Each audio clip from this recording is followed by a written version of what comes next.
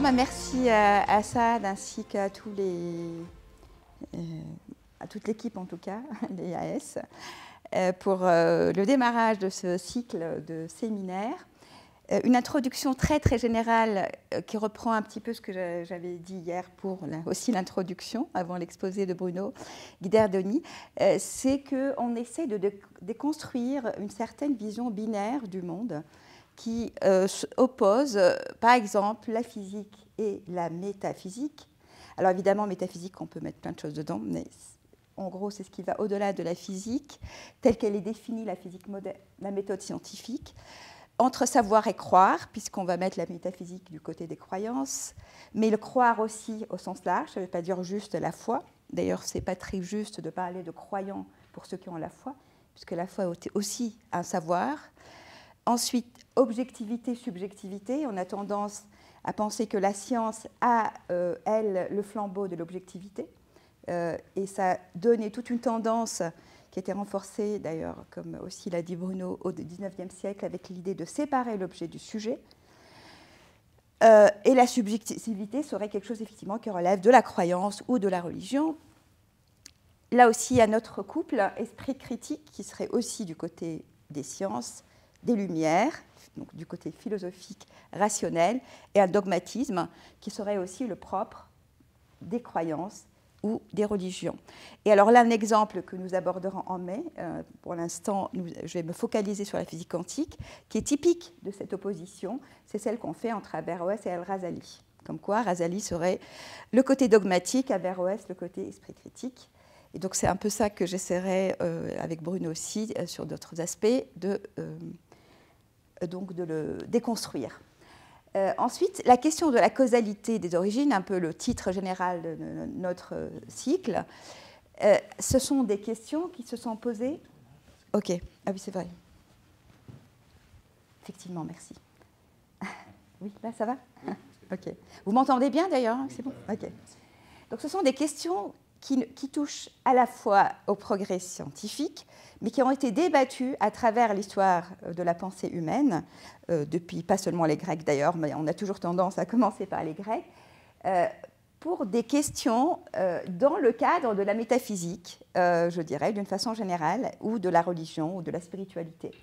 Et parmi les questions posées par la causalité, c'est la question de la création, évidemment avec les origines, entre autres, mais aussi le libre arbitre de l'être humain. Et c'est ça qui a donné lieu parfois à des ramifications, des doctrines diverses, qui ont éclairé en quelque sorte aussi le statut de la causalité, par exemple, dans le cadre, ce qu'on appelle scientifique, qui étaient les sciences de la nature, évidemment, pendant des siècles.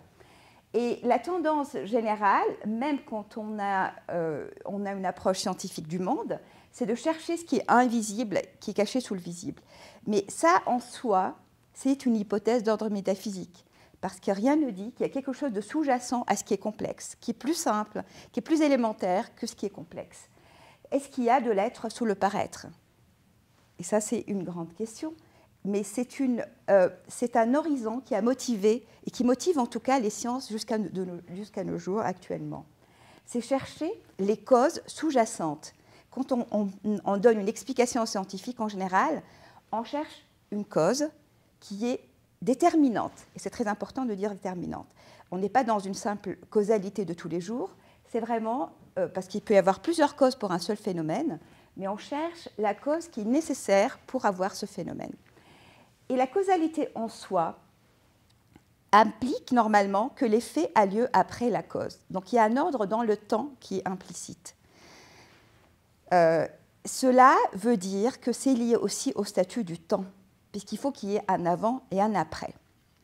Mais quand on réfléchit, le déterminisme scientifique, les équations que je vais vous montrer parfois, parce que je me suis autorisée à mettre des équations, en fait, elles n'ont pas une flèche de temps privilégiée.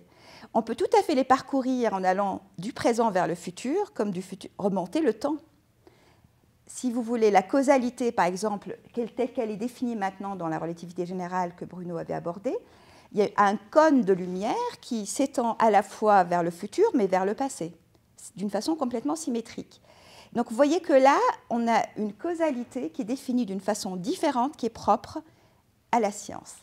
C'est-à-dire qui stipule que les effets d'une cause, disons, d'un événement à un autre, il peut y avoir un effet à partir d'une cause que si ils sont dans ce cône lumière, c'est-à-dire en gros on a la vitesse de la lumière qui est donc ça c'est ce que dit aussi Bruno hier à propos de la relativité restreinte, qui limite la propagation, la vitesse de propagation à laquelle l'information se propage.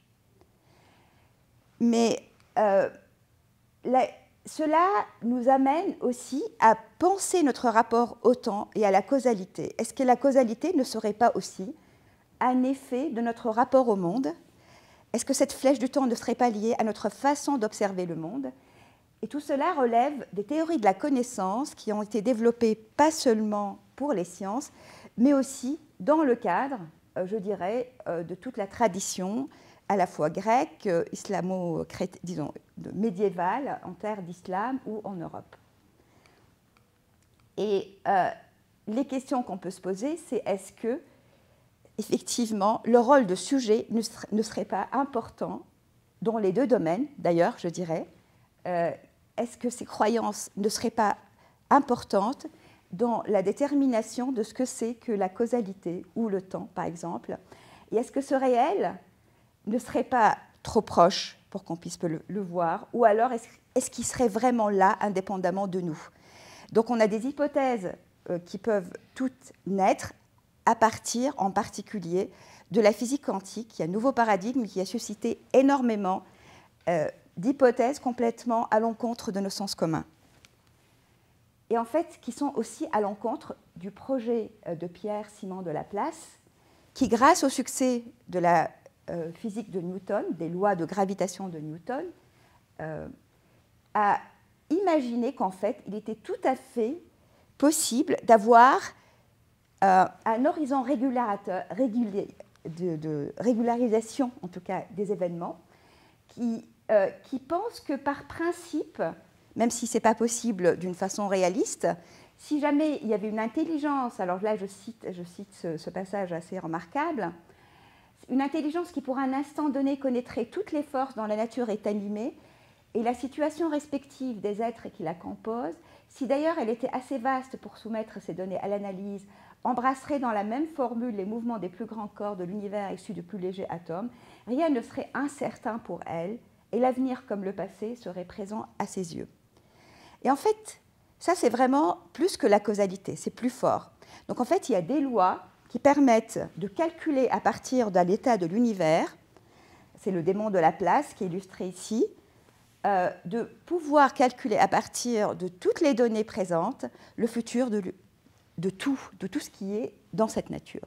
Évidemment, ça suppose que tout ce qui est soumis à des lois scientifiques. Évidemment, ça pose aussi la question du matérialisme philosophique.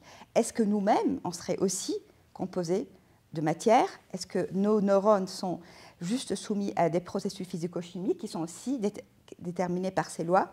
Auquel cas, si tout cela est déterministe, se pose la question de notre libre arbitre, puisqu'on serait juste régi par ces lois. Ce qui serait un petit peu, on va dire, embêtant. Ce n'est pas ce qu'on souhaite, en tout cas. Et ce que dit aussi Laplace, c'est que si on voit, par exemple, qu'on n'arrive pas... il ne parle pas de météo ici, mais si la météo, les prédictions météo ne sont pas précises, hein, s'il y a du chaos, et ben, ce n'est pas du tout parce qu'il n'y a pas des lois qui régissent les phénomènes sous-jacents, c'est juste, on a un hasard qui est dû à notre ignorance. Ce sont des lacunes de notre connaissance qui font qu'on ne peut pas prédire avec précision qu'aurait eu le démon de Laplace, le futur à partir du présent. Et vous allez voir qu'en fait, alors la figure commune entre donc la présentation, le séminaire de Bruno et le mien, c'est Albert Einstein, que vous connaissez évidemment tous. Albert Einstein va exactement redire la même chose. Pour lui, il est complètement dans le sillon du programme de Laplace. Donc, le hasard n'est nécessairement dû à notre ignorance. Il ne peut y avoir que des lois déterministes qui régissent le monde, qui régissent la matière, d'une façon auquel on peut accéder en principe d'une façon objective. Et si on n'y arrive pas, c'est parce que notre approche est incomplète. Et c'est ce qu'il va dire à propos de la physique quantique, c'est qu'elle est incomplète. Alors avant d'arriver à la physique quantique, voici un peu, je dirais, le château de la physique classique dans lequel se place Laplace. D'un côté, on a d'abord une séparation totale entre la nature de la matière et la lumière, ce qui paraît évidemment tout à fait en accord avec nos sens communs. D'un côté, il y a le succès des équations de Newton, qui sont... Alors, je vais expliquer un peu ce que c'est que non linéaire. Je ne sais pas si ça vous dit tous quelque chose. Ça va ou non? D'accord, ok.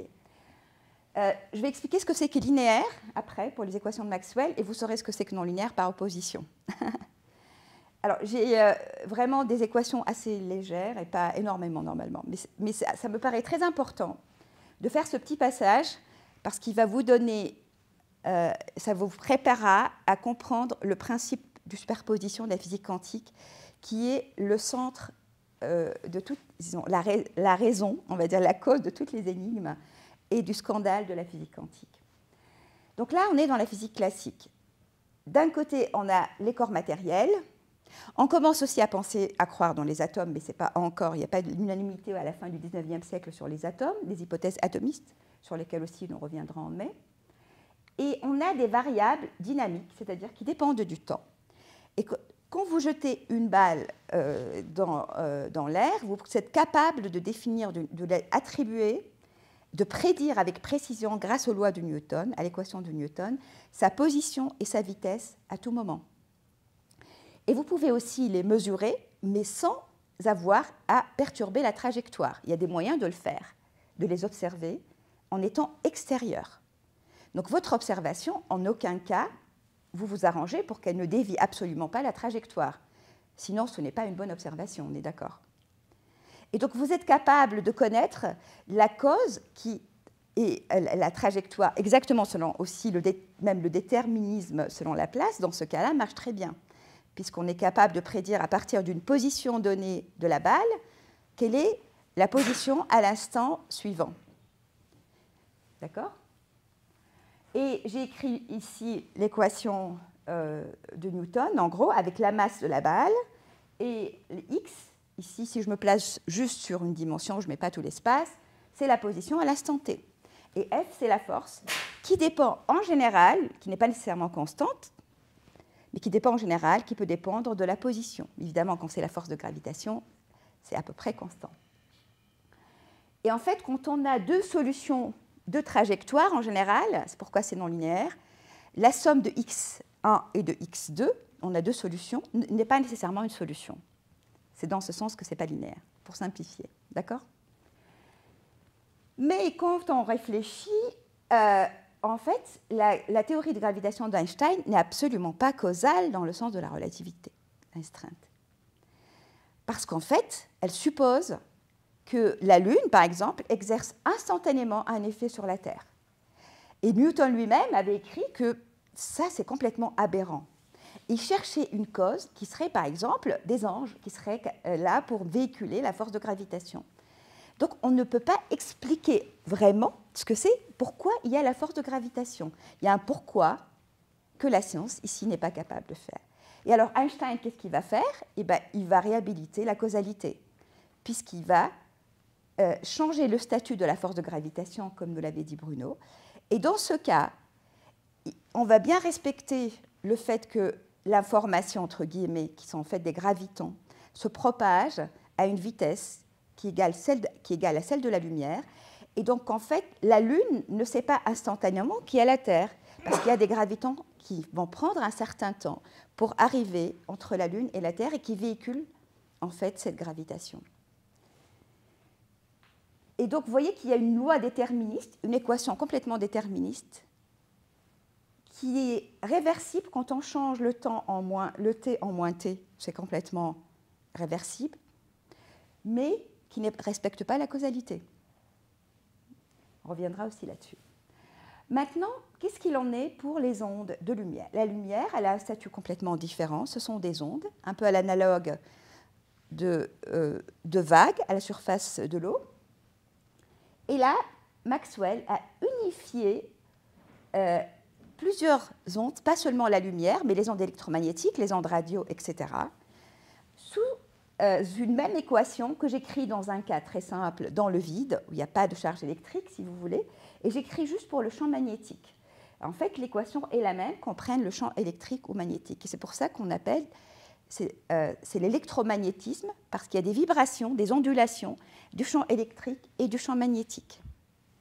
Et donc maintenant, on a un comportement complètement différent, parce que dans le vide, par exemple, vous voyez que ce champ, c'est une onde qui se propage, qui est étendue complètement dans l'espace. Donc ça n'a rien à voir avec les corps matériels qui sont localisés dans l'espace. Ou une balle, par exemple.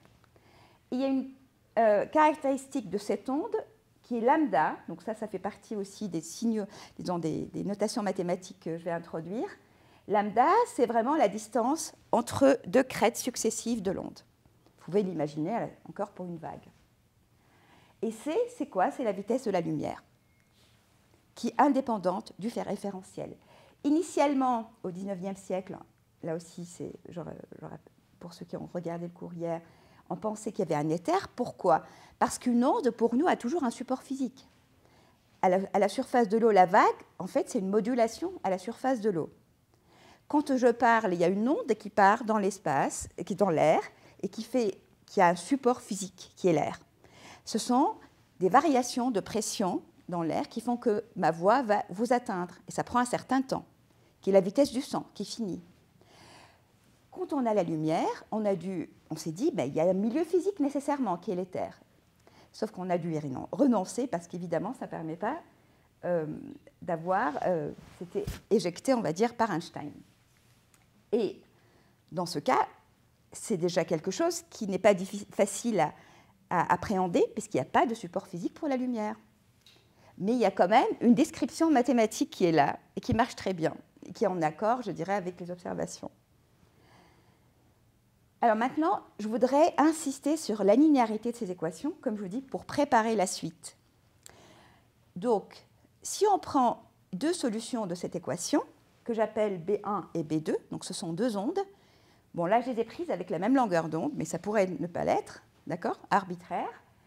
Si chacune est une solution de cette équation, si je prends la somme des deux équations, en fait, la somme obéit exactement à la même équation. D'accord? Et je pourrais aussi, alors bon, je ne l'ai pas fait ici pour ne pas charger, je pourrais aussi multiplier par des nombres réels de chaque côté, alpha 1, alpha 2, si vous voulez, et je fais la somme, et ça reste toujours une solution. Cette linéarité fait que on peut superposer deux ondes. Ça, c'est très important. D'accord? Voilà. Contrairement à des trajectoires. Donc, vous retenez ça on va y revenir plus tard. Maintenant arrive la révolution quantique. La révolution quantique, c'est vraiment une révolution dans le sens où on est en rupture totale avec la physique classique, y compris de Maxwell. Même si, évidemment, on s'inspire, on ne part pas, ce n'est pas une page vierge, on ne fasse pas tout, on va s'inspirer de toute cette physique pour plein de raisons. Et là, je vous montre le 5e congrès de physique de Solvay en 1927, qui s'appelle Électrons et photons. Et là, j'ai mis quelques noms ici. 17 sur les 29 participants obtiendront le prix Nobel, ou avaient déjà obtenu le prix Nobel. Alors, il y a une seule femme, Marie Curie. Je n'ai pas trouvé de figure, comme l'avait fait d'ailleurs Bruno hier, encore de dames qui auraient subi l'effet Mathilda dans ce domaine-là. Donc il n'y aura que des noms d'hommes dans mon exposé pour l'instant, mais je continuerai à fouiller. Le nom électron et photon résume bien quelque chose qui est remarquable avec la physique quantique, que je vais essayer un peu de présenter rapidement. C'est que maintenant, il y a une forme d'unification qui a lieu entre la matière et la lumière. Ça ne veut pas dire que ça devient identique, mais le formalisme quantique va les aborder d'une façon analogue, avec quand même des différences dans plusieurs paramètres qui font que c'est quand même différent, mais ça, c'est quelque chose aussi de complètement nouveau. Et en particulier, on a attribué le comportement corpusculaire à la matière et ondulatoire à la lumière, et tous les deux vont avoir ces deux facettes. Et ce qui est quelque chose qu'on appelle dualité, mais ce n'est pas un mot que j'aime beaucoup, onde-corpuscule, qui n'est pas très précis, mais j'essaierai aujourd'hui, mais surtout aussi en mai, de vous en donner un peu une meilleure description. En 1982 a eu l'expérience d'Alain Aspect sur réalisant une expérience de pensée qui était proposée par Einstein pour accuser la physique quantique d'être incomplète, parce qu'on ne répond pas au projet de Laplace. Et bien ça a montré que Einstein avait tort. Et ça, c'est ce qui va marquer la deuxième révolution quantique, qui a valu le prix Nobel à ces 3 physiciens en 2022, et ce sera le sujet de mon prochain exposé. Donc aujourd'hui, je vais rester sur la première révolution quantique. Et je vais essayer de vous montrer un peu les concepts qui ont permis cette rupture et qui ont permis de sortir, de dépasser justement les sens communs, et qui sont fondés en fin de compte sur des intuitions, parce qu'on a tendance à penser que les sciences, ça se fait, c'est juste la raison, l'observation, mais en fait l'intuition, tout comme d'autres domaines de la pensée ou dans je dirais, le domaine de la spiritualité, est aussi très importante. Je dirais même l'inspiration, qui parfois a amené les fondateurs à apporter des concepts et des idées qui n'étaient absolument pas en accord avec nos habitudes, en tout cas notre perception du monde. Et en fait, ça a commencé, je vous ai parlé du château classique, c'est évidemment une métaphore, et j'aime bien parler de fissures dans les murs de ce château. C'est-à-dire, il y a eu je vais mentionner au moins, en tout cas les essentiels, 3 expériences, 3 observations qui n'y pouvaient pas être expliquées par la physique classique et qui ont obligé les physiciens à inventer autre chose, à changer de paradigme, justement. Malgré les succès de la physique de Newton et de Maxwell, qui était remarquable, et le fait qu'on pensait qu'on n'avait plus grand-chose à faire à peu près avec la physique classique. La première fissure, c'est quoi? C'est ce qu'on appelle l'analyse spectrale des atomes. Là, vous avez la lumière blanche avec un spectre continu, ça c'est le visible, et vous mettez un flacon, par exemple, d'hydrogène. Et vous analysez ce qui sort. Alors normalement, vous mettez un prisme, mais bon, je n'ai pas besoin de ça. Et vous regardez ce qui est absorbé par l'hydrogène. Et là, vous voyez ce que vous récoltez après, c'est plutôt l'apparition de raies sombres. Ça veut dire que ce sont, ici, le spectre, en fait, vous donne la longueur d'onde, le lambda, d'accord, de la lumière, qui varie, qui a plusieurs valeurs en fonction de la couleur. Chaque couleur correspond à une valeur de lambda. OK ? Et donc, ce qui est sombre, ça correspond à certaines valeurs discrètes de lambda. Ça veut dire que l'hydrogène ne peut absorber que des valeurs discrètes de la lumière. Et ça, évidemment, c'était absolument pas, on ne pouvait absolument pas expliquer ce phénomène, ni avec les équations de Maxwell, ni même avec l'hypothèse atomiste telle qu'on percevait les atomes à l'époque. D'accord ? Puisqu'il y avait même le modèle planétaire pour les atomes qui ne tenait pas avec les lois de la physique, mais où l'énergie était continue. Là, c'est le premier problème. Le deuxième problème, c'est le rayonnement du corps noir. C'est quoi un corps noir? Ça ne veut pas dire qu'il est noir. Un corps noir, c'est un nom générique pour tout ce qui absorbe tout le rayonnement incident et qui augmente sa température, et il rayonne à son tour. Donc, un exemple, quand on chauffe du fer, il vire par exemple vers le rouge, sa couleur. Cette couleur dépend de la température, en fait, du fer.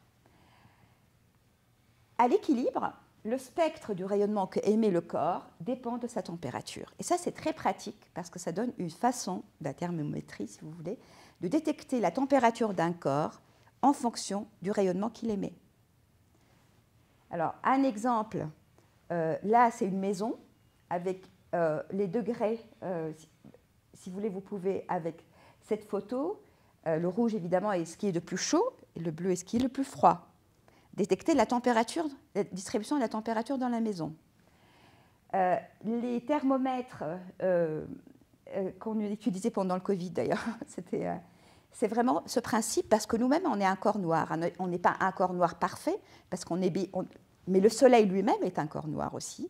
Et l'univers lui-même, en fait, est aussi une forme de corps noir. Je pense que Bruno reviendrait aussi là-dessus. Ça, c'est une image qui montre, en fait, qui permet de déterminer la température, la répartition de la température sur le fond diffus cosmologique à partir de la détermination de rayonnement qui est détecté. Ça, c'est au sein du projet qui s'appelle Planck. Et Planck, on va le retrouver tout à l'heure. Alors, les mesures expérimentales, jusque-là, à la fin, là, je n'ai pas mis les expérimentateurs, les premiers qui ont fait ces mesures. En gros, on a ici une courbe avec la luminescence spectrale, je ne vais pas donner les détails, mais ça, c'est en gros le rayonnement d'un corps noir. Et là, c'est la longueur d'onde. Alors ici, elle est en nanomètres. Ici, vous voyez les longueurs d'onde qui correspondent au spectre visible. OK ? Et les lois classiques, la théorie, par exemple, de Rayleigh-Jeans, elle donnait cette courbe en fonction de lambda, avec une sorte de divergence, une augmentation, qui n'était absolument pas en accord avec les courbes observées. Là, ce sont des courbes qui sont prises à différentes températures, 3000 Kelvin, 4000 Kelvin, 5000 Kelvin. Et là, arrive Max Planck, qui, curieusement, va introduire une hypothèse qui s'apparente à une forme de quantification. Vous vous rappelez les valeurs discrètes tout à l'heure ? C'est-à-dire qu'il va dire, la longueur d'onde, à cette longueur d'onde, il y a des oscillateurs dans mon corps noir, donc ça oscille, des tout petits oscillateurs. Ils ont des énergies qui vont avoir un nombre entier de la pulsation. C'est quoi la pulsation? C'est l'inverse de la période. C'est-à-dire c'est le nombre de crêtes qui passent. Si vous mettez une section à travers votre onde, vous comptez combien il y a de crêtes qui passent par seconde, ça vous donne F. La relation entre la longueur d'onde pour la lumière et F, c'est simplement la vitesse de la lumière divisée par F. Donc F, c'est C divisé par lambda, si vous voulez. Et en fait, il va introduire cette hypothèse, mais d'une façon complètement formelle. Parce que lui, ce n'est pas du tout quelqu'un qui peut encore imaginer que la lumière puisse avoir... on va imaginer l'hypothèse atomiste pour la lumière, la généraliser. Donc il était lui-même réticent à l'hypothèse atomiste. Je vous ai dit tout à l'heure qu'on n'était pas encore... l'hypothèse atomiste ne faisait pas encore l'unanimité à la fin du 19e siècle. Et Max Planck, même au début du 20e siècle, n'en était pas encore convaincu. Mais il dit lui-même que c'était une hypothèse complètement formelle, à laquelle il n'a même pas vraiment réfléchi, mais c'était une astuce mathématique qui lui a permis, à la fin, de trouver un accord très satisfaisant avec les observations expérimentales. C'est-à-dire de trouver la façon dont cette énergie dépend de la longueur d'onde, de ce rayonnement. Et Louis de Broglie, dont je vais parler tout à l'heure, dans un discours célébrant la mort d'Einstein en 1955, a écrit « Planck reculait devant une conséquence aussi révolutionnaire de ses propres idées et craignait qu'elle ne remette en question la structure ondulatoire de la lumière. » Alors là, on reconnaît un peu ce que disait aussi Bruno hier à propos d'Einstein, quand il voulait absolument que l'univers ne bouge pas et qu'il fallait absolument forcer les équations pour qu'elles restent en accord avec son présupposé. Vous voyez la force des présupposés qui peuvent aussi jouer un rôle encore chez les scientifiques. Mais ce qui est intéressant, là j'ouvre une petite parenthèse, c'est que Ibn el-Haytham déjà avait introduit la notion de corpuscule de lumière bien des siècles avant. Ibn el-Haytham, qui lui avait un esprit critique bien plus fort, je pense, que celui de Planck, puisque voilà, je reviendrai aussi là-dessus, et avait influencé entre autres Newton, puisque son livre d'optique était la base pour Newton. Et on retrouve cette hypothèse qui va ressurgir avec un autre effet. Donc c'est la troisième fissure dont je vais vous parler, puisque je vous avais dit que j'allais parler de 3 fissures dans les murs du château, qui est une autre observation expérimentale qui ne pouvait pas être expliquée par la physique classique. Et c'est ce qu'on appelle l'effet photoélectrique, qui a énormément intéressé les physiciens à l'époque, qui était assez inattendu. L'expérimentateur qui a trouvé ça, c'est Hertz, Heinrich Hertz. Alors vous connaissez peut-être, vous entendez parler de Hertz dans d'autres cadres, je dirais, commerciaux. Mais en fait, c'est lui qui a confirmé les prédictions de Maxwell, donc l'équation de Maxwell que je vous avais montrée, qui a vraiment mis en évidence les ondes électromagnétiques. Et ça c'était en 1887, et l'unité des pulsations F, dont je vous ai parlé, c'est le Hertz. Donc ça se note Hz. Alors, c'est quoi? Il a pris un métal. Alors, évidemment, par simplicité, j'ai juste donné un schéma de ça. Ce n'est pas l'expérience, évidemment, d'origine. Mais l'idée, c'est d'avoir une plaque métallique sur laquelle arrive une lumière. Alors, j'ai mis oméga, excusez-moi, c'est F, parce que j'ai changé de notation. C'est une lumière avec une pulsation F. C'est irradié par des rayons lumineux. Et là, on voit qu'il y a des électrons qui vont surgir, qui vont être éjectés de la surface de ce métal. Normalement, selon la physique classique, on s'attend à ce que l'énergie des électrons éjectés soit plutôt déterminée par l'intensité de la lumière qui arrive. On est d'accord. Plus il y a une intensité forte et plus vous arrivez à donner de l'énergie aux électrons que vous arrachez. Parce qu'en fait, c'est un transfert d'énergie entre la lumière incidente et les électrons qui sont arrachés. Or, à la surprise de Hertz, ce n'était pas le cas. C'était plutôt proportionnel à la pulsation de la lumière qui arrive. Et en plus, il y avait un seuil. Au-dessus il fallait que cette fréquence soit plus grande qu'un certain seuil minimum pour qu'elle puisse arracher des électrons. Et là, je vous ai montré, évidemment, ça, ce n'est pas une courbe de Hertz, c'est une courbe parfaite, avec plusieurs métaux qui ont tous, les lignes sont toutes parallèles. C'est la même pente. Sauf, il y a juste ce seuil qui va changer en fonction des métaux. D'accord? Alors, évidemment, là, aucun moyen, pareil, d'utiliser la physique classique pour comprendre cette expérience. Et là arrive notre cher Einstein. Et là, il va introduire, on revient, en fait, au corpuscule de lumière de Ibn-Haytham. Einstein va aller plus loin que Planck. Et là, dans la même conférence de Louis de Broglie en 1955, Louis de Broglie écrit « Albert Einstein avait alors l'ardeur de la jeunesse et ne se laissa pas arrêter par de tels scrupules, comme ceux de Planck », puisqu'il parlait déjà de Planck tout à l'heure. Hardiment, dans son mémoire de 1905, alors c'est vrai que la photo, ce n'est pas 1905, j'aurais dû mettre une bonne photo, il postule que dans tout rayonnement de pulsation F, l'énergie est concentrée localement sous forme de grains de contenu énergétique égal à HF. Alors, tout à l'heure, j'ai introduit H sans en parler, je suis désolée, c'était très important. Tout à l'heure, vous vous rappelez, j'ai mis un H ici, et je suis passée rapidement là-dessus. Ce coefficient de proportionnalité entre l'énergie des oscillateurs et la pulsation, c'est une constante que Planck a introduite et qui peut être, en fait, d'après les expériences, d'après les courbes faites à différentes températures, on avait déterminé la constante H, qui s'appelle maintenant la constante de Planck. Donc c'est lui qui laisse sa trace sur cette constante. C'est le premier à l'avoir introduite. D'accord? Et H va devenir l'emblème de la physique quantique. En gros, quand il y a un H, c'est qu'on sait qu'on fait de la physique quantique. Si H égale à 0, c'est qu'on est dans la physique classique. D'accord? En fait, même nous, dans nos discussions, quand on veut regarder les limites classiques, on fait tendre H vers 0. Alors, ce H, donc, Einstein va le reprendre. Et là, je remets exactement les mêmes courbes que tout à l'heure. L'effet photoélectrique. Cette proportionnalité, vous voyez, cette pente, elle est toujours la même. C'est rien d'autre que H. C'est la constante de Planck. Alors là, j'ai mis la courbe en fonction de F, qui est l'inverse, simplement C sur lambda. Je rappelle que c'est la vitesse de la lumière.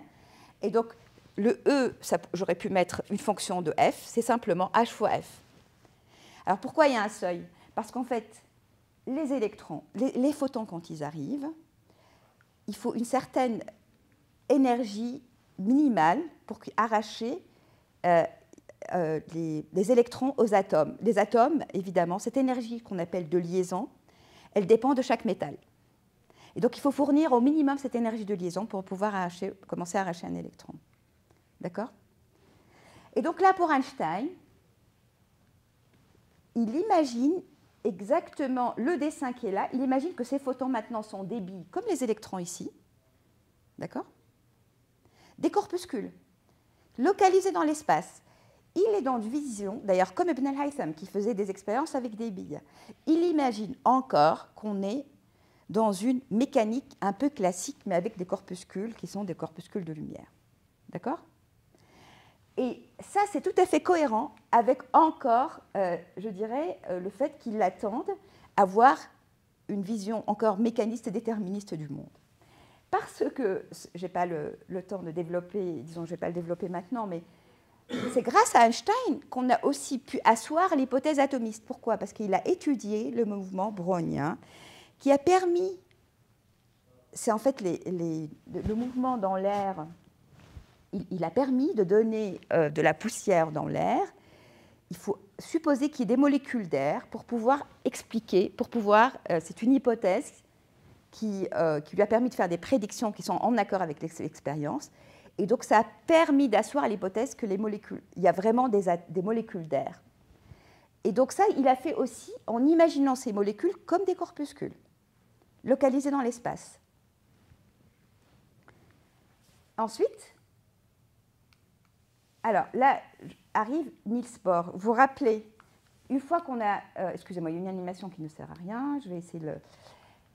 Cette étape de photon va inspirer à notre acteur important, encore un prix Nobel dans la liste de ceux que je vous ai montré au début, et bien lui va essayer de donner un modèle de l'atome qui est inspiré de cette idée de photon avec, si vous voulez, une énergie quantifiée. Et donc il va mettre... alors ça, c'est une image que vous connaissez, parce que quand on met l'atome, on met toujours un noyau au milieu qui est chargé positivement. Et on imagine une sorte de modèle planétaire, mais où les électrons ne prennent pas n'importe quelle trajectoire, mais juste certaines orbites permises. Donc on introduit l'idée de discrétion des énergies ou des orbites. Et c'est ça aussi, cette quantification qui explique pourquoi on parle de physique quantique. C'est vraiment la quantification de l'énergie. Mais Bohr est encore attaché à la physique classique, donc il imagine que ce sont bien des trajectoires bien définies des électrons sur des orbites. Donc évidemment, dans l'espace, ça serait des sphères. Et qu'il y a comme ça, sans qu'ils puissent en connaître la cause, des sauts quantiques complètement aléatoires, imprévisibles, qui font rayonner des paquets lumineux. Pourquoi ?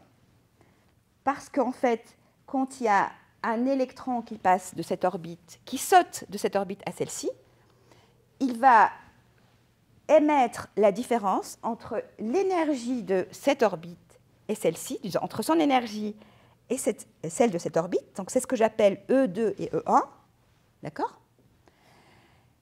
Et c'est exactement ça qui va donner de l'énergie au photon. Vous vous rappelez qu'il y a la relation E égale hc sur lambda. Mais c'est quoi l'énergie sur photon ? C'est la différence entre ces deux énergies. Donc ça, c'est exactement la même relation que j'avais écrite avec Einstein, qui est l'énergie, donc c'est le côté corpusculaire, qui est au côté ondulatoire avec lambda. Donc c'est la différence d'énergie qui est cédée au photon, et c'est pour ça qu'on voit, alors là c'est plutôt Hans Hansen qui va venir voir Bohr, mais c'est peut-être comme ça qu'on peut donner une explication à la première fissure, l'analyse spectrale des atomes. Pourquoi est-ce que l'hydrogène va absorber que certaines raies discrètes avec des valeurs de lambda discrètes? Donc ça, c'est une valeur de lambda donnée. Alors, je n'ai pas voulu rajouter 1, 2, je pourrais faire des notations. Ça, c'est une autre valeur de lambda qui va correspondre à une autre transition entre deux autres orbites. Et comme les orbites sont elles-mêmes, il n'y a que des valeurs discrètes de l'énergie, évidemment, on ne peut avoir que des valeurs discrètes de leur différence. Et donc ça donne déjà une première explication satisfaisante à l'analyse spectrale des atomes. Mais ce modèle de Bohr va poser quand même beaucoup de problèmes. Il n'est pas capable de tout expliquer, de satisfaire les physiciens. Il y a des points de vue quand même inconciliables, surtout avec ces sauts quantiques aléatoires. Et donc, pour aller plus loin, il y a une étape encore très importante, même si toutes les étapes sont importantes, évidemment, dans ce cheminement. Mais en fait, le congrès de Solvay était, entre autres, il y en a eu plusieurs d'ailleurs, était quand même, c'était très intriguant d'avoir ces sauts quantiques, c'était très intriguant d'accepter l'hypothèse, disons, le fait que la lumière puisse avoir aussi une nature corpusculaire, parce qu'on voyait toujours la nature ondulatoire. Comment concilier les deux? Donc c'était un sujet de grand débat, de grande perplexité, je dirais, pour tous les physiciens de l'époque. Et lui, de Broglie, qui était un prince d'ailleurs, aristocrate français, arrive, au lieu de rentrer dans ces débats, il va encore enfoncer le clou en disant, eh ben, vous dites que la lumière a un comportement à la fois corpusculaire et ondulatoire, et ben moi je vais faire la même chose pour la matière. Donc la matière qui a un comportement corpusculaire, comme des électrons par exemple, des atomes, et ben je vais dire qu'ils ont aussi un comportement ondulatoire. Et ça c'est quand même assez frappant. Par symétrie, si vous voulez, c'est juste une spéculation qui n'est même pas fondée sur une expérience. Et il va, en fait, c'est une théorie qu'il a exposée dans une thèse assez jeune, et c'est pour ça qu'il a eu le prix Nobel à 37 ans, en 1929. Ce qui est amusant, c'est que c'est un licencié ès-lettres en histoire à 18 ans. Alors ça, c'est un petit clin d'œil pour ceux qui veulent écarter la formation littéraire. Moi, je pense que tout ça joue un rôle très important dans la créativité et dans l'audace dont il a fait preuve. Il a été affecté durant la Première Guerre mondiale à l'émetteur radio de la Tour Eiffel. Et ce qui est amusant aussi, je vous ai parlé du congrès de Solvay, celui-ci en 1911, avant celui de 1927. En fait, c'est son frère Maurice, donc de Broglie, qui était secrétaire de ce congrès et qui lui a fait accéder au compte-rendu de ce congrès en avant-première. Et ça a déclenché en lui ce qu'appelle son frère, il en témoigne, un coup d'état intérieur. Et là, il a décidé de faire la physique pure, on va dire. Alors, cette étape, c'est quoi? Je vous rappelle ici, j'ai juste réécrit l'équation. En fait, c'est toujours les mêmes équations qui vont revenir. Cette équation, E de lambda égale CH sur lambda, c'est une équation aussi importante que E égale mc carré. Parce qu'elle a vraiment des conséquences très importantes. Le E, c'est encore la nature, c'est associé à une énergie, donc on imagine une bille avec une énergie cinétique. Le lambda, c'est la nature ondulatoire, donc il n'y a rien d'évident. Quand on est dans la limite classique, h égale 0, donc lambda égale à 0. C'est-à-dire que l'onde est tellement petite, dans ce cas, si c'était h égale à 0, la longueur d'onde est tellement petite qu'on ne peut plus la résoudre, on ne peut plus la voir. Sauf que là, ça c'est une relation pour les photons. Et bien, pour les électrons, ce que propose lui de Broglie, c'est que quand ils ont une vitesse v et une masse m, on leur associe une longueur d'onde qui est toujours avec la constante de Planck h ici, mais cette fois-ci, on va la diviser par ce qu'on appelle l'impulsion, la masse fois la vitesse. Ça veut dire qu'en fait, nous-mêmes, en tant que matière, on aurait aussi une longueur d'onde associée à nous. Sauf que notre masse est tellement grande que le lambda va être aussi très petit. Il n'y a pas besoin de faire h tend vers 0. Ça, c'est quelque chose qui va être un peu amélioré. Ce n'est pas une relation très facile à justifier en général. Et en plus, elle s'applique aussi pour des particules relativistes. Mais c'est avec Schrödinger qu'on va avoir une relation que je vous montrerai qui va être plus rigoureuse, d'accord? Qui est très analogue à celle pour les photons. Alors, Schrödinger, ce qui est intéressant, parce qu'on veut quand même montrer l'importance des perceptions, des croyances dans la démarche scientifique, il était très intéressé par la philosophie sous-jacente au bouddhisme, au Vedanta aussi de l'hindouisme, avec l'idée, il était influencé par l'idée qui est une conscience individuelle, qui est une manifestation d'une conscience unitaire globale. Et cela va l'inspirer dans la façon dont il va s'approprier l'idée de Broglie, s'approprier dans le sens, il ne va pas se l'attribuer, mais il va vraiment aller plus loin que de Broglie, en imaginant effectivement qu'il y a une fonction d'onde qui est associée à un électron, par exemple, donc à la matière. D'accord?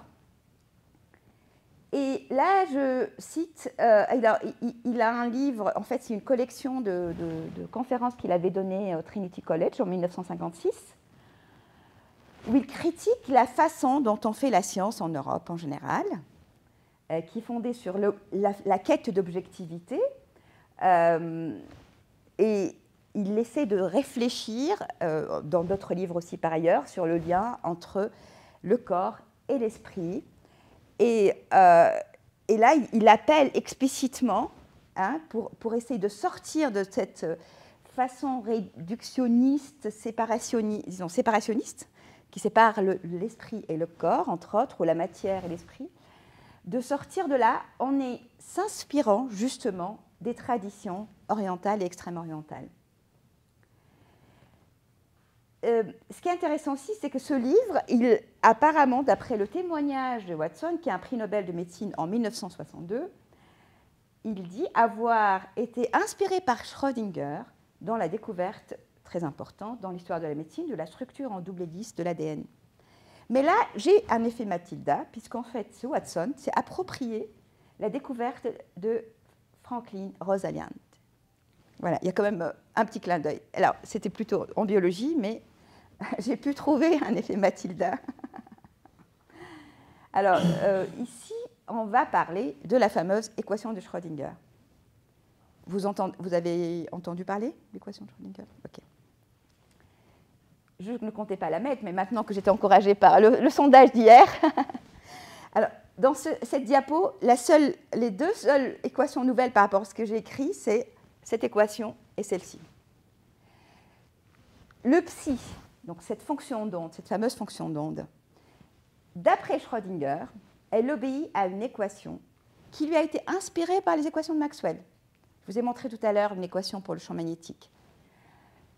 Et en fait, elle est, je ne sais pas si, il y a une dérivée par rapport au temps, il y a un i qui est un nombre complexe, ce n'est pas grave si vous ne savez pas ce que c'est que les nombres complexes, il y a une dérivée seconde par rapport à la position x. OK ? Il y a la masse, parce que maintenant, contrairement aux photons, les photons ont une masse nulle, ici on a une masse finie qui intervient. D'accord ? Et c'est une équation qui permet d'avoir, comme je vous ai dit tout à l'heure, vous vous rappelez, il y a lambda qui a relié de Broglie à la vitesse. En fait, on va avoir une relation plutôt entre l'énergie, donc le côté corpusculaire associé à une onde, donc qui dépend de la longueur de l'onde, et lambda, qui va vraiment sortir rapidement de cette équation, mais je ne vais pas le démontrer, qui est le h au carré cette fois-ci, divisé par la masse fois le lambda au carré. Je rappelle que pour le photon, on avait vu que le E de lambda était h sur lambda. D'accord ? Et donc, en fait, il y a juste un passage de h sur lambda carré, puis à la place de la vitesse de la lumière, on a la masse qui intervient. OK ? Et donc, vous voyez qu'il y a une sorte d'unification dans le traitement entre lumière et matière, mais que c'est cette relation, la façon dont lambda détermine l'énergie du corpuscule, qui va changer en fonction des particules qu'on regarde. Et c'est pour ça que cette... bon, bref. Et je vous avais dit que les équations de Maxwell, je les ai écrites pour vous préparer au principe de superposition, qui est l'essence même, je dirais, de la physique quantique. C'est exactement le but de ce diapo. C'est que ça, c'est une équation linéaire, exactement comme l'étaient les équations de Maxwell que je vous avais montrées. Alors, je ne vais pas réécrire tout avec psi 1 et psi 2, mais vous voyez que si j'écris que psi 1 vérifie cette équation, qu'une autre solution psi 2 vérifie la même équation, la somme des deux vérifie la même équation. Sauf que là, je vais mettre des coefficients alpha 1, alpha 2, parce que ça sera quand même pratique pour la suite, pour vous expliquer le problème de la mesure. Alors, en général, pour ceux qui connaissent les complexes, alpha 1, alpha 2 sont généralement des complexes. Ça veut dire que chaque nombre, chacun est caractérisé par plus de deux nombres réels. C'est une paire de nombres réels, un nombre complexe, si vous voulez. D'accord ? Mais on va dire que ce sont des nombres réels, ça n'a pas d'importance. Disons, si ça a de l'importance pour la physique quantique, mais pour l'exposer, ce n'est pas très grave. Voilà. Donc, la linéarité de cette équation implique que si on a deux fonctions d'onde qui sont acceptables, cette combinaison est aussi acceptable. OK ? D'où le fameux principe de superposition. Exactement comme pour les ondes classiques de Maxwell. Sauf que le sens de psi est complètement différent. Parce que le B de tout à l'heure, le champ magnétique, c'est vraiment une fonction de x et de t qui correspond à quelque chose, à une valeur en chaque point de l'espace. C'est un champ. Ici, il n'y a absolument pas de réalité physique sous-jacente à psi. En fait, ce psi, il a un statut complètement différent. C'est un outil de calcul probabiliste. C'est quoi la probabilité de quoi? C'est la probabilité de la mesure. Et c'est là qu'on arrive au fameux problème de la mesure. Alors là, j'arrête de parler, disons, j'arrête pas. C'est-à-dire, là, je ne vous mentionne pas les acteurs, parce qu'il y a d'autres fondateurs, je reviendrai aussi dessus. Ce statut probabiliste, il a été introduit aussi par Bohr et par Heisenberg, qui vont jouer un rôle très important. Parce que pour Schrödinger, quand il avait écrit son équation, il avait vraiment l'espoir qu'il puisse, d'une façon, donner vraiment à psi un statut ontologique. Ça veut dire que ça décrit vraiment quelque chose qui est déjà là, comme une onde. Sauf que par la suite, il a dû se convaincre, grâce à ses collègues, petit à petit, qu'en fait, ça avait une interprétation probabiliste. Mais son équation est complètement déterministe. Et qu'est-ce qui se passe au moment de la mesure? Eh bien, on va perdre le déterminisme et on ne va plus comprendre.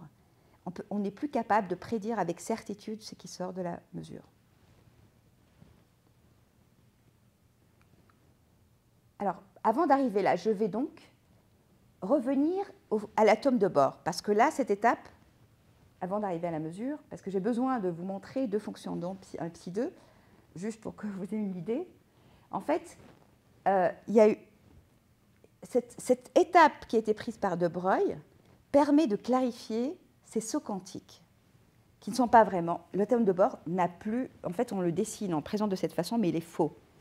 Il n'a aucune pertinence, il prête à confusion, parce qu'il n'y a pas de trajectoire en physique quantique, et je vais vous dire pourquoi après.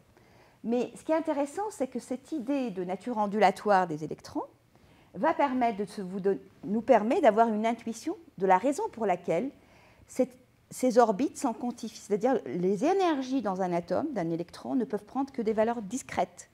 Donc pourquoi on a la quantification de l'énergie? Et bien ça, c'est parce que, imaginez que vous avez un oud, je ne l'ai pas dessiné ici, avec une corde tendue entre deux bouts.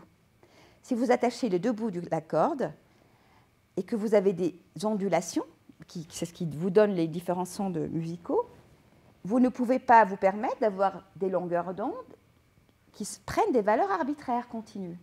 Vous êtes obligé de respecter certaines valeurs. Par exemple, la première onde, c'est celle où la longueur d'onde est la moitié de la longueur. Pourquoi? Parce que ça, c'est la longueur, ça, c'est L. Et l'onde au total, si vous voulez, la distance entre deux crêtes, c'est 2 fois L. D'accord? Le mode suivant, là, on a L exactement.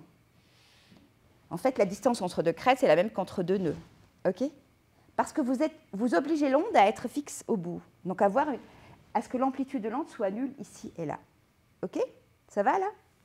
Donc là, vous avez déjà des valeurs discrètes de la longueur d'onde, à cause de ce confinement. On va dire confinement dans le sens où on a des conditions au bord qui sont fixes. Qu'est-ce qui se passe dans un électron? Un électron, dans un atome, il est confiné. Mais pour simplifier, je vais supposer qu'il est confiné plutôt à une dimension, c'est-à-dire pas dans l'atome. OK? Ça veut dire que je vais prendre juste une situation complètement analogue à la corde de la guitare, du oud. Dans ce cas, j'oblige ma fonction d'onde à s'annuler parce que l'électron ne peut pas sortir. Donc il faut que sa fonction d'onde s'annule. Alors ça, c'est quand on... Bon, là, je ne l'ai pas encore expliqué ce point-là. Mais en gros, ça fixe les conditions au bord. Et donc vous voyez que cette fonction de x, elle est obligée d'avoir une longueur d'onde qui soit exactement comme ici, avec des valeurs discrètes, à cause de ces restrictions. D'où, je vous rappelais tout à l'heure, je vous ai écrit la relation entre E et lambda, je ne fais que reprendre l'équation, où il y a la masse de l'électron qui intervient, d'accord, avec la constante de Planck. Et puisque lambda ne peut prendre que des valeurs discrètes, lambda 1, lambda 2, alors je pourrais continuer jusqu'à lambda n, etc., et bien l'énergie aussi ne peut prendre que des valeurs discrètes. C'est clair? Ça va? Voilà. Donc la quantification de l'énergie peut être comprise à partir de cette nature ondulatoire de la matière, disons de l'électron, on va dire. Maintenant, je reviens, je vais prendre comme deux fonctions d'onde, vous vous rappelez, je vous ai dit qu'il y a deux fonctions d'onde qui respectent l'équation de Schrödinger, Et donc, je vais les prendre psi 1 et psi 2 avec des énergies. Cette fois-ci, je choisis psi 1 associé à une énergie bien déterminée. Donc, c'est une propriété qui est l'énergie. Psi 2, c'est associé à une énergie aussi bien déterminée. Et je vais poser la question. Si je superpose, je reprends exactement le alpha 1 psi 1 plus alpha 2 psi 2, qui est toujours une fonction acceptable, elle obéit à l'équation de Schrödinger. Quelle est l'énergie associée à psi? Et en fait, ce n'est ni E de lambda 1, ni E de lambda 2. Ce n'est pas non plus alpha 1, E. Alors, ça peut être appelé E1 pour simplifier E2, ni alpha 1, E1 plus alpha 2, E2. L'énergie est indéterminée. Il n'y a pas d'énergie associée à cette fonction. Elle n'a plus d'énergie. On ne peut pas parler de son énergie. Cette superposition, ça vous rappelle peut-être le chat qui n'est ni mort ni vivant. C'est exactement ça. Donc le psi 1, ça serait le chat vivant, le psi 2, ça serait le chat mort, et en fait, dans cette superposition, il n'est ni mort ni vivant. Alors pourquoi j'ai mis juste une illustration? C'est pour vous donner une idée que ça, c'est comme un vecteur, en fait, c'est une flèche. Je fais la somme des deux avec une longueur qui est déterminée par alpha 1 et alpha 2, et psi, c'est un peu la somme des deux flèches. Voilà, c'est juste un dessin supplémentaire, mais ce n'est pas important. Et donc là, évidemment, la superposition est quelque chose qui est complètement contraire au sens commun déjà. Parce qu'on a l'habitude d'attribuer des propriétés à ce qui nous entoure. Et ces propriétés viennent d'où? Elles viennent aussi de nos habitudes, de nos concepts qui viennent aussi de la physique classique. Donc on est toujours affecté quelque part par la liste des propriétés que nous donnons, sauf dans certains cas en tout cas. En général, elle est inspirée par la physique classique. Maintenant, c'est quoi le rôle de cette fonction? C'est une entité, je reprends juste ça, c'est un outil, c'est une entité mathématique qui n'a pas de correspondance dans la réalité. À quoi elle sert? Comment est-ce qu'elle permet le calcul probabiliste? C'est quand j'observe, je décide d'observer la propriété énergie, qu'elle va me permettre de prédire quelle est la chance que j'observe la valeur. D'abord, je ne peux observer que les deux valeurs qui sont présentes, E de lambda 1 et E de lambda 2, d'accord? Je n'ai que ça comme choix. J'ai deux choix parce que j'ai pris que deux fonctions d'onde ici. Si j'en avais pris plusieurs, j'aurais eu plus de choix. Et la probabilité pour que je mesure E de lambda 1, je prends la longueur de cette flèche et je la prends au carré. C'est ça la probabilité.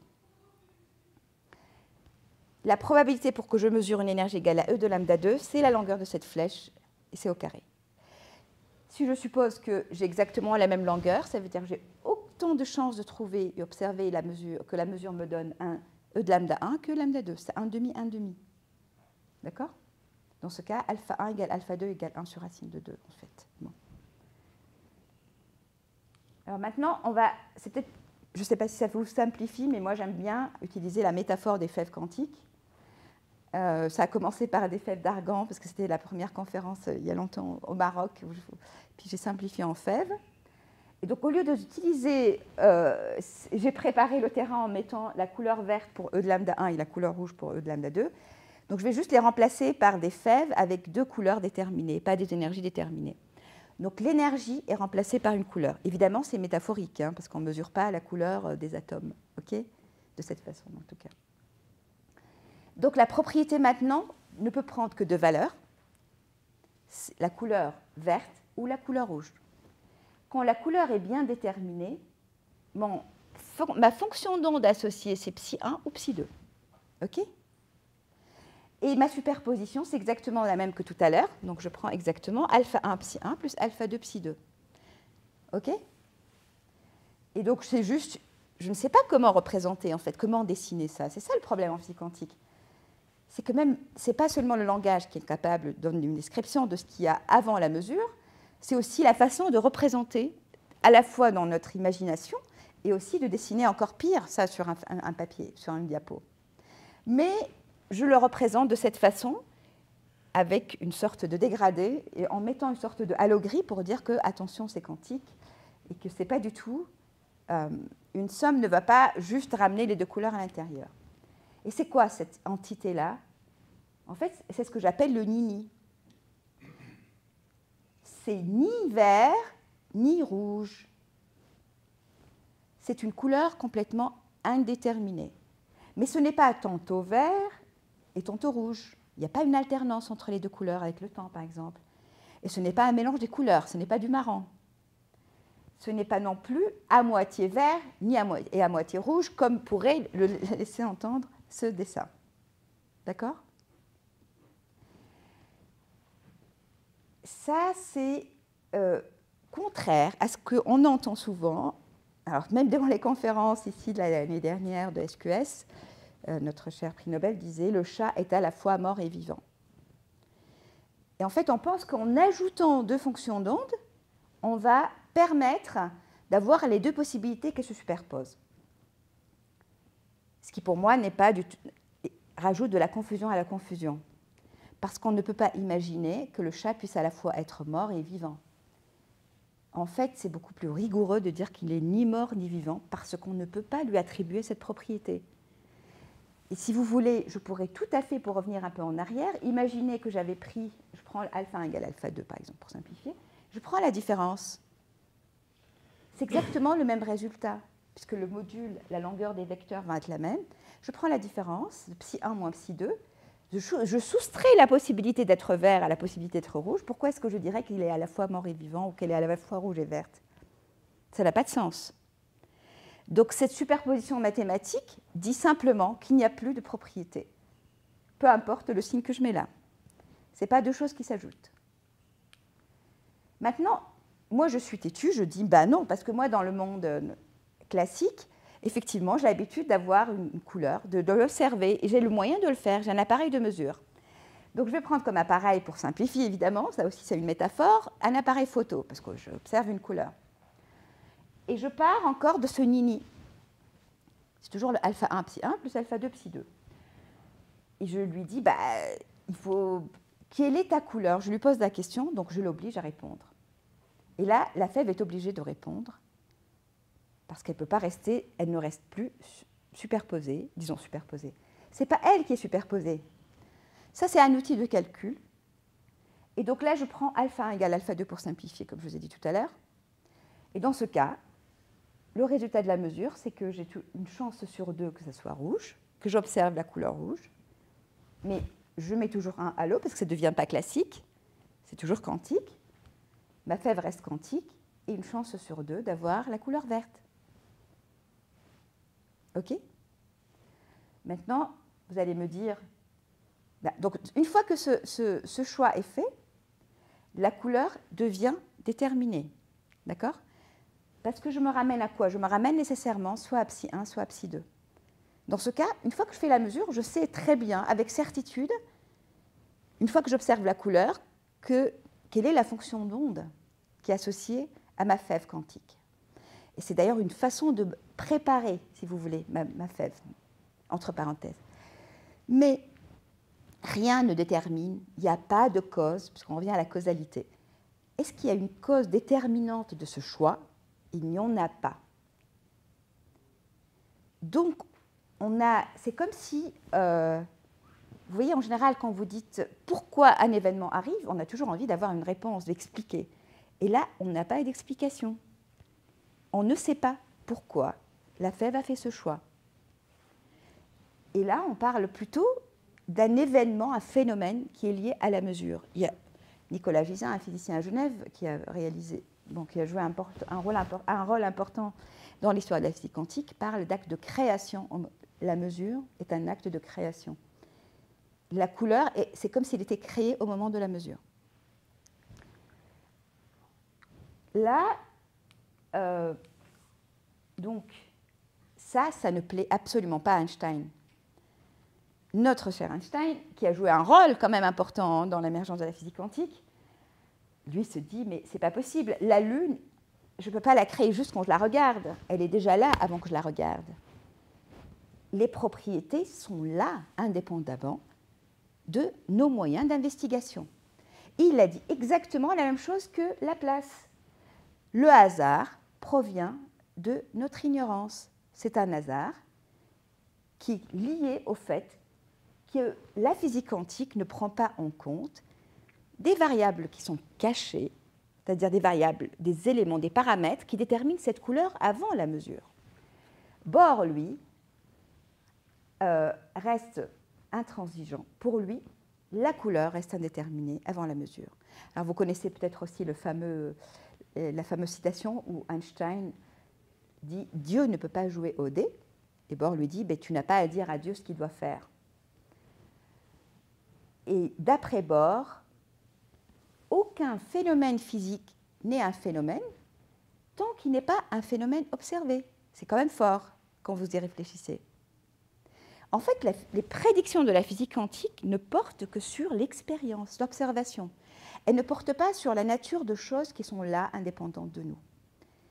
Et elles ne peuvent pas donner des causes déterminantes des phénomènes qu'elles observent. Ça ne veut pas dire qu'il n'y a pas une certaine causalité, mais il y a quelque chose d'encore plus étrange aussi que je voulais vous montrer.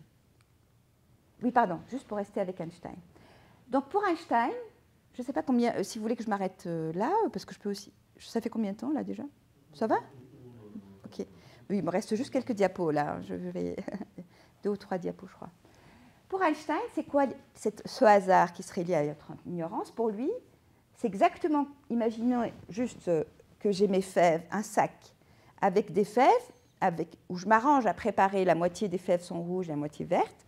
Et puis je donne à mon ami qui ne sait absolument pas, qui a les yeux bandés, qui met la main dessus, dans le sac, qui tire au hasard.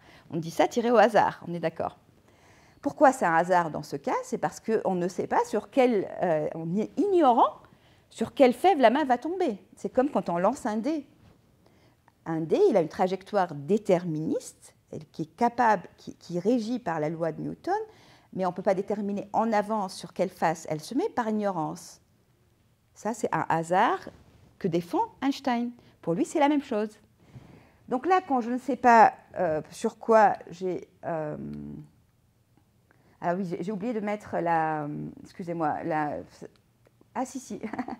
Ça, il faut que je supprime les animations, parce que quand je les refais, je suis toujours en déphasage. Donc j'ai un mélange à moitié-moitié, et dans ce cas, évidemment, il faut que le sac ait beaucoup de fèves, hein, plus que ça. Donc j'ai une chance sur 2 de tirer la fève rouge et une chance sur 2 de tirer la fève verte. Ça, c'est ce que défend Einstein.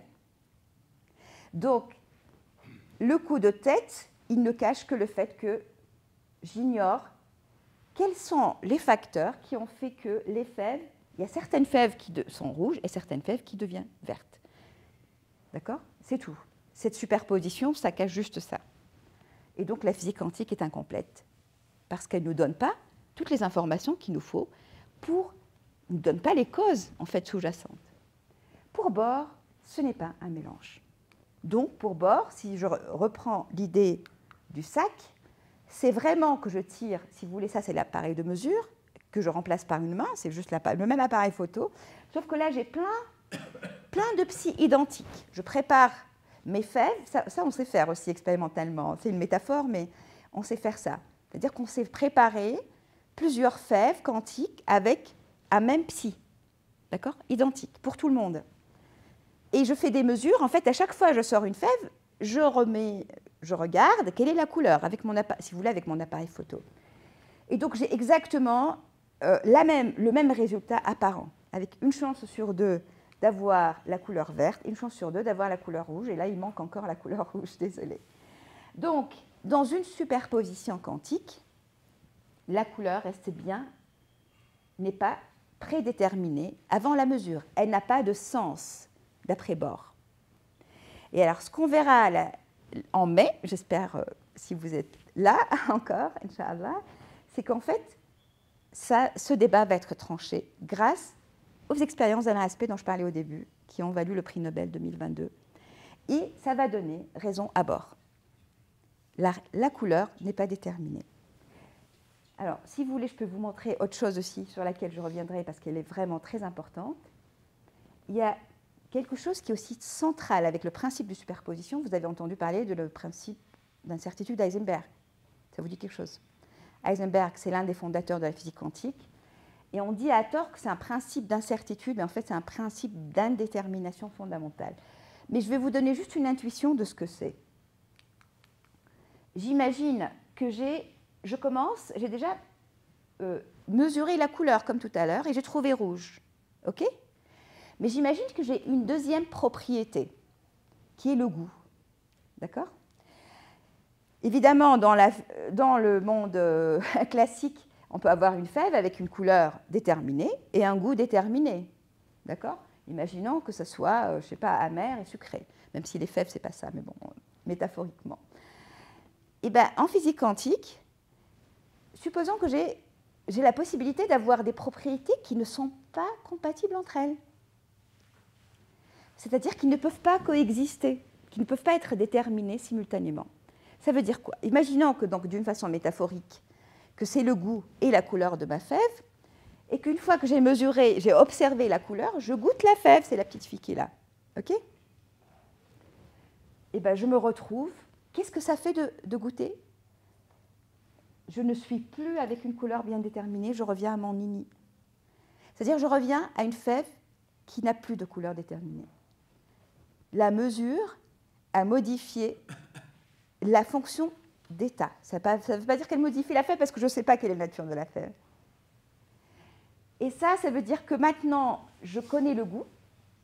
Hein, la petite fille, elle a une chance peut-être sur deux ou une autre chance, évidemment, en fonction de la relation entre les deux propriétés. Elle a, par exemple, trouvé sucré.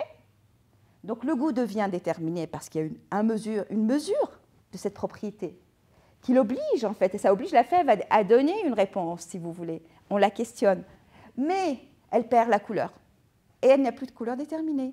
Donc, elle ne devient ni rouge ni verte. Couleur indéterminée. Et si vous transposez ça exactement à la vitesse et la position, imaginez que la couleur, ça soit la position, et le goût, ça soit la vitesse. Vous faites exactement la même chose.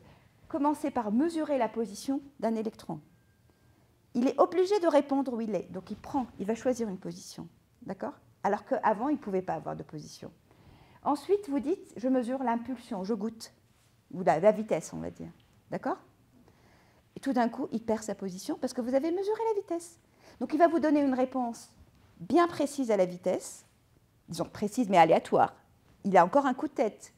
Vous ne savez pas pourquoi il a choisi cette vitesse. Vous savez juste prédire quelle est la probabilité d'observer cette vitesse. Mais il n'a plus de position bien déterminée, ça veut dire qu'il n'y a plus de localisation dans l'espace. Ça, c'est exactement le principe d'indétermination de Heisenberg. Et contrairement à la balle dont je vous ai parlé, qui est décrite par la physique classique, ça veut dire que vous ne pouvez pas dire, vous n'avez pas une balle à laquelle vous pouvez attribuer simultanément une position et une vitesse. Pour avoir une trajectoire, il faut que vous sachiez comment évoluent dans le temps la position et la vitesse. On est d'accord? Vers où ça va? C'est ça une trajectoire. Vous voyez une parabole par exemple, ou juste une trajectoire d'une balle qui tombe vers la Terre. Il n'y a plus de trajectoire. Vous ne pouvez pas prédire de trajectoire. La notion de trajectoire n'a plus de sens en physique quantique. Et ce principe d'indétermination, il est aussi essentiel. Il est lié à une propriété mathématique. Pour ceux qui ont des notions, parce qu'on a des opérateurs qui sont associés aux observables, à la vitesse et à la position, qui ne commutent pas entre eux. Voilà, une petite parenthèse. Et là, je vais résumer, je reviens à cette image avec Heisenberg ici, dont je n'ai pas montré la photo tout à l'heure, qui a écrit « La mécanique quantique établit l'échec final de la causalité ». Alors, c'est à prendre avec des pincettes, parce que le débat est encore très vif et que cela dépend des interprétations de la physique quantique qui sont multiples et que je vais aborder en mai, Inch'Allah. Voilà, je vous remercie de votre attention.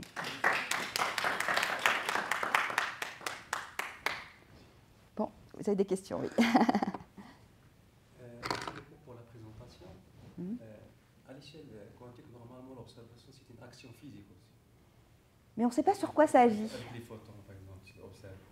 Ah oui, justement. Alors, c'est pour ça que moi, j'aime pas le mot incertitude, parce qu'initialement, Heisenberg, il y avait une explication un peu de ce principe, comme quoi c'était l'observation elle-même qui créait cette incertitude, parce que c'était une limite au moyen expérimental, mais en fait, c'est quelque chose de fondamental. C'est une indétermination fondamentale. Déjà, vous voyez, vous ne pouvez pas attribuer une position indépendamment de la mesure. Mais alors, pour avoir une position et une vitesse, c'est encore pire, c'est impossible. Donc, ce n'est pas du tout lié, c'est une contrainte, c'est une limite que la théorie fait sur elle-même. Ce n'est pas du tout lié à la façon dont vous détectez la position ou la vitesse. Juste ma question, par exemple, au niveau de l'observation, on observe avec un jet de lumière. Oui. Est-ce qu'on ne peut pas expliquer, par exemple, dire que, comme le collapse, qu'on appelle le collapse des ondes? Oui, on appelle la réduction de la fonction d'onde au moment de la mesure. Est-ce que ce n'est pas une sorte d'instabilité? C'est parce que c'est une sorte d'instabilité lorsqu'on fait une mesure. Donc c'est comme si on fasse d'un... C'est comme l'instabilité. Je travaille sur les fluides, par exemple. Oui. L'instabilité physique des fluides. Au moment où on fait l'observation avec le photon, on peut aller dans ce sens comme on peut aller dans ce sens. Ah oui. Alors ça, il y a énormément, même nous, on a dans mon laboratoire, on a eu une fois un exposé théorique des gens qui travaillent, qui essaient vraiment, par exemple, de mettre, vous voyez, un Hamiltonien. Un Hamiltonien, c'est celui qui gère l'évolution dans l'équation de Schrödinger. Je n'ai pas montré un Hamiltonien, j'ai montré juste, c'est quoi, par exemple, la dérivée seconde par rapport à x carré, c'est un Hamiltonien, parce que ça agit sur la fonction d'onde, c'est un opérateur. Et ben, ils vont introduire dans l'hamiltonien une partie, une déviation par rapport au fait qu'il soit réel, on va dire. C'est hermitien, le mot technique, pour essayer de comprendre, d'expliquer le problème de la mesure. Et il y a des modèles, mais si vous voulez, je ne peux pas, il y en a tellement que c'est très difficile de les cerner et qu'il n'y a absolument pas de consensus là-dessus. En fait, le problème de la mesure, il est résolu par une interprétation que je vais aborder en mai, qui réhabilite complètement l'ontologie, c'est-à-dire qui répond à l'attente d'Einstein, mais elle introduit des mystères, elle introduit des quantités auxquelles on ne peut jamais accéder, c'est les théories de Bohm, de Broglie lui-même dont je vous ai parlé tout à l'heure, et Bohm. Et il y a certains physiciens qui croient, mais on l'a abandonnée, je dirais, aussi pour des raisons pratiques, parce qu'elle n'est pas du tout facile à utiliser. Et il imagine l'onde pilote, c'est-à-dire qu'il y a vraiment une onde, un corpuscule qui est guidé par une onde, mais il faut supposer que les particules se parlent à distance. Donc ça introduit encore plus d'hypothèses métaphysiques, je dirais. Un concept physique à vitesse infinie. Oui, parce que effectivement, on peut dire que ça viole la relativité d'Einstein dans le sens où la vitesse... Mais on peut contourner ça, et il y a encore là aussi des physiciens qui travaillent là-dessus. Ça fait plus que 100 ans que personne n'a encore trouvé une explication, donc ça veut dire encore une fois une cause de cette mesure, en ayant à la fois se fonder sur la raison et les expériences. Parce que les expériences ne sont pas du tout capables pour l'instant de trancher entre ces différents scénarios. Donc ça, c'est la sous-détermination des interprétations par les expériences sur laquelle je reviendrai aussi. Et donc, tout est possible, mais ça relève de l'imagination. Il y en a qui introduisent aussi plein de dimensions. Vous voyez, c'est foisonneux, mais c'est de la métaphysique. Ça devient de la métaphysique. Et c'est là où c'est intéressant aussi, parce que la métaphysique dont voulaient se débarrasser les positivistes, eh bien, elle est de retour. Et ce sont des articles qui apparaissent dans des revues sérieuses. Hein. Et voilà, ce n'est pas du tout des revues parallèles bizarroïdes. Oui. Bon. Merci pour la présentation. Toujours dans le cadre de la mesure, Oui. on considère, si j'ai bien compris, que la mesure est parmi les facteurs qui déterminent les caractéristiques de ce qu'on mesure. C'est ça? En fait, les caractéristiques n'existent pas avant la mesure. C'est ça qui est troublant. Est-ce que l'hypothèse, c'est qu'on a une mesure unique, ou bien on considère qu'on peut avoir, par exemple, plusieurs moyennes mesures, en même temps une infinité qui mesure et qui donne toujours la même... Ben, on ne peut pas les mettre en même temps, les projeter si vous voulez, parce que vous avez un appareil photo, je ne sais pas, vous avez envie de mettre plusieurs appareils photo. Le problème, c'est qu'il faudrait que...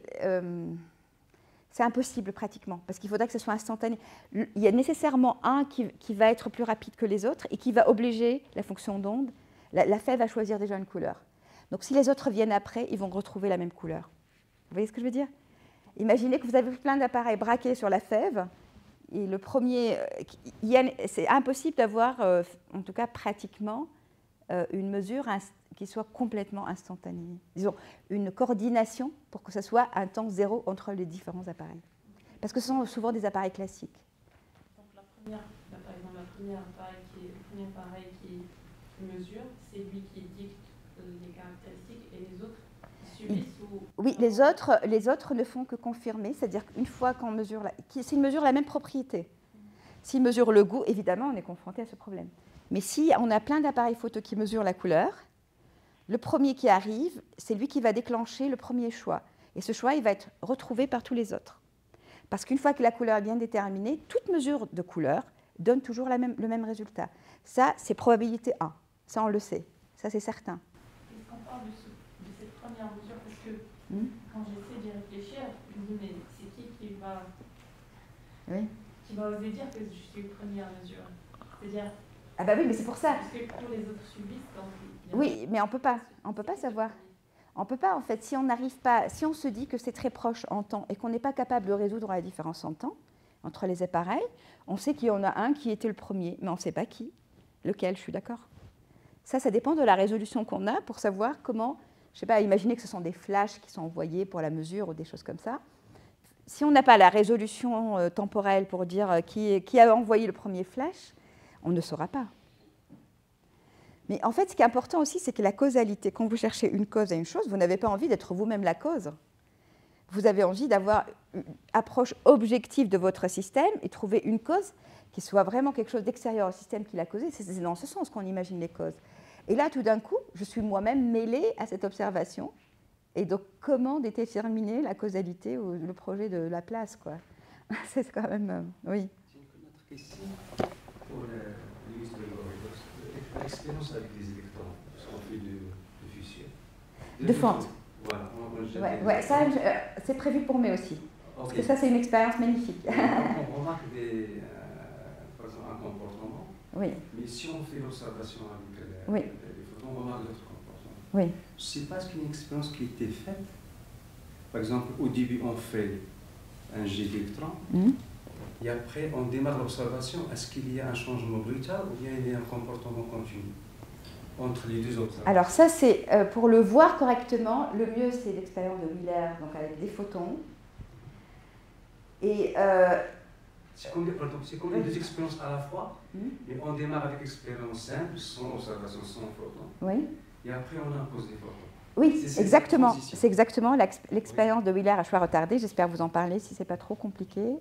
Mais c'est super intéressant parce qu'en gros, on a deux trajectoires de photons et on s'arrange pour qu'on mette le miroir qui permet l'interférence une fois que le photon est sorti. Et c'est très troublant, mais c'est difficile d'en parler sans avoir le schéma. Parce qu'en fait, ça pourrait même remettre en cause la direction du temps. C'est-à-dire qu'on pourrait avoir comme explication que le futur agit sur le passé. Ou alors on abandonne complètement l'idée qu'il y ait des propriétés. En fait, quand le photon sort, il peut choisir entre un comportement, on va dire, on peut se dire, oui, mais il choisit entre un comportement ondulatoire et corpusculaire en fonction de sa connaissance de l'observateur, puisqu'il est déjà là. Mais si on le surprend avec l'observateur, qu'il est déjà sorti, si vous voulez, c'est quand même curieux. Bon, bref, ça c'est fascinant comme expérience. En tout cas, j'espère, voilà. Mais il faut que je la simplifie au maximum pour la présenter ici en mai, voilà, j'espère. Oui. Bonjour. Merci pour votre présentation. Oui, est-ce qu'en général, j'ai oublié, est-ce que vous pouvez vous présenter quand vous posez des questions? Parce que c'est toujours... non? Pour l'occasion, je suis Nicolas Escam, je suis étudiant en opération industrielle et digitale. D'accord, très bien. Ça me permet un peu de connaître, oui, le background. Oui, merci. Ma question sera relative au déterminisme. Est-ce qu'il existe une forme de déterminisme probabiliste qui permettrait de préserver cette causalité dont il est question? Mais ça, c'est tout le Bohm, si je parlais interprétation dont je parlais tout à l'heure de Broglie-Bohm, c'est ça. C'est-à-dire c'est déterministe, mais ça suppose qu'il y ait des variables vraiment cachées auxquelles on n'a jamais accès, même expérimentalement. Et donc, il y a des définitions. Vous voyez, la causalité, c'est un sujet, moi, je n'arrête pas de découvrir, en philosophie, même pour le machine learning. Ce n'est pas du tout évident déjà de la définir. Mais il y en a qui vont exiger que la causalité n'introduise pas justement des observables qui sont par principe inaccessibles. Parce qu'il faut qu'on ait accès à tout, par définition, quand on cherche les causes. Mais là, du coup, ça dit effectivement qu'il y a une équation déterministe, l'équation de Schrödinger est réécrite d'une autre façon. Vous voyez, parce que l'équation de Schrödinger, elle est déterministe. Et ce contraste avec le problème de la mesure, qui est indéterministe, qui introduit une irréversibilité aussi dans le temps. Il a une solution déterministe. Non, parce que c'est la fonction elle-même. On est obligé de se faire un switch de notre espace où on a des trajectoires il y a une trajectoire. Maintenant, on a une trajectoire dans l'espace qu'on appelle de Hilbert, l'espace de toutes ces fonctions d'onde, où il y a une évolution déterministe, mais qui n'ont pas de correspondance avec notre réalité, avec notre monde sensible, si vous voulez. Et puis tout d'un coup, la mesure, elle introduit une irréversibilité, mais ça peut générer... Bon, je ne vais peut-être pas anticiper toute la discussion, mais on pourrait aussi dire que quand on fait une mesure, l'enregistrement qu'on fait du résultat de la mesure, il se fait nécessairement après la mesure. Donc on introduit une direction privilégiée du temps. C'est un peu comme le problème de l'entropie, si vous voulez. Et donc ça peut être la mesure qui introduit elle-même aussi une forme d'orientation qui rompt avec le déterminisme de l'équation de Schrödinger, qui, elle, peut être suivie dans le futur ou dans le passé, puisque c'est d sur dt, c'est comme les équations de Newton. Vous voyez? Voilà. Oui? C'est la base de la quantum computing. C'est quand on... Ah! Quand on admet une machine qui est supposée qui est composée des variables qui sont Oui. Et ça, c'est de la théorie. Oui. Et maintenant, tous les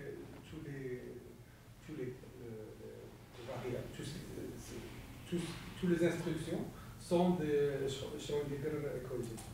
Ah, d'accord. D'accord. Vous êtes dans le quantum computing? Ah, non, vous connaissez. Ah oui, d'accord. Ok, d'accord. Ok. Ok, très bien. Très bien. Oui. Question, c'est par rapport à l'énergie quand vous l'avez abordée. Vous avez dit que c'est discret. Oui. En fait, ce que je voudrais savoir, c'est que est-ce qu'il y a des réflexions, ou des recherches plutôt dans l'autre sens pour voir qu'est-ce qui serait le résultat si on prend comme hypothèse qu'il n'y a pas cette discrétion de l'image. S'il n'y a pas ces barrières, Oui. quelle serait le monde? Déjà, les atomes, il y a un problème de stabilité des atomes. En fait, alors, les équations de Schrödinger n'ont pas que des solutions discrètes de l'énergie. Ce qui est important, c'est le confinement pour que ce soit discret. C'est-à-dire un électron, imaginons qu'on ait un électron libre dans l'espace, il serait un peu comme un photon, il aurait une énergie continue. S'il n'est pas confiné, s'il n'est pas obligé à être dans un puits, par exemple, on parle de puits de potentiel, ou dans un atome, son énergie est continue. Mais c'est la structure des atomes qui serait complètement remise en question. On ne serait pas là. Je pense que c'est vraiment la stabilité des atomes, parce que si vous voulez, le modèle initial de Rutherford, c'était le modèle planétaire où il n'y avait pas de discrétion.